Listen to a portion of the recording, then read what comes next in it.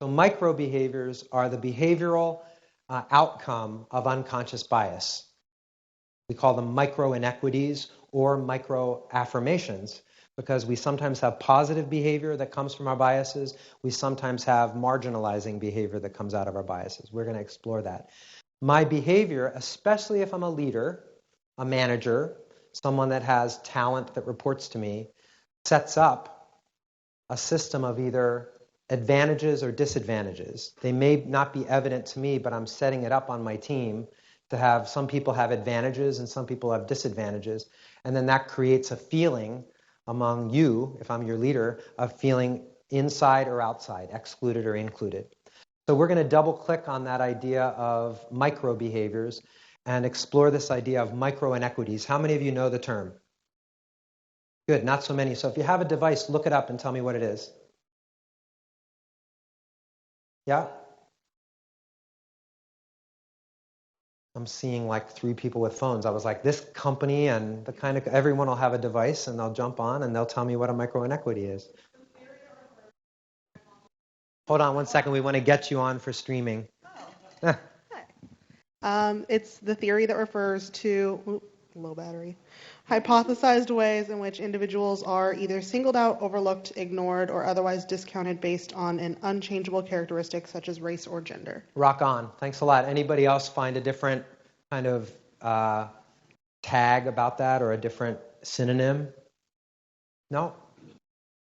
That must be the first thing that pops up in, Little acts of disrespect. Little acts of disrespect. And they're frequently, I love the founder of the term, Mary Rowe, when she was the ombudsman at MIT in the early 70s, coined the phrase.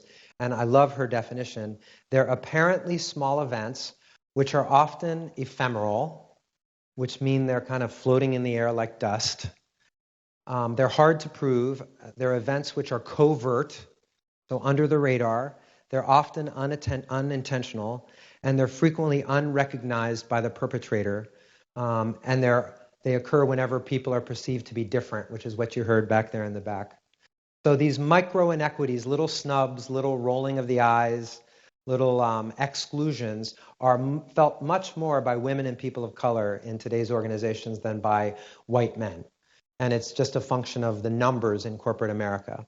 So the guy in the FedEx commercial experienced a micro inequity. You might think that that was a macro inequity because we witnessed it, but the people around the table, if he after the meeting said, what about what happened in the meeting? Oh my God, everybody ignored me, but they listened to the boss. People would say, what are you talking about? Don't overreact. Don't be so sensitive. How many times is that going to happen to him before he stops sharing ideas? He might be the new guy. That might be his difference that's being perceived. So this is a little bit of a reading test. Alana asked me to reduce it a little bit, but you're going to get this as a resource. I'm going to give it to you. We did a major project with a technology company, a technology division of a bank, and these were some of the most common micro inequities that we heard. So I'm going to just pull out the ones that might occur in a meeting, using acronyms that new people to the company may not understand. Good. Whenever I get a giggle, I know I'm on to something. Interrupting someone in a meeting when they're in mid-sentence. Of course, that happens in all companies. Expecting women in the meetings to take notes. So a best practice, of course, is to alternate who takes notes. If there's note-taking to be done, just keep track of who did it the last time and just keep moving that responsibility around. What do the women think about this one? That's probably not going to happen as much here at HomeAway as it would in a technology division of a bank. Sports talk before the meeting starts. Lots of women love sports. Lots of men don't follow sports. So it sometimes can be an exclusive kind of conversation. Speaking fast, not enunciating when someone in the room has English as a second language. Mansplaining, which is the third from the bottom.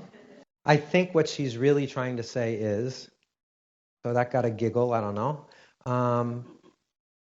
Pulling up your smartphone in the middle of a meeting can be perceived as a micro inequity to the person who's speaking. So this is just a quick example. Can you think of any others that aren't on there?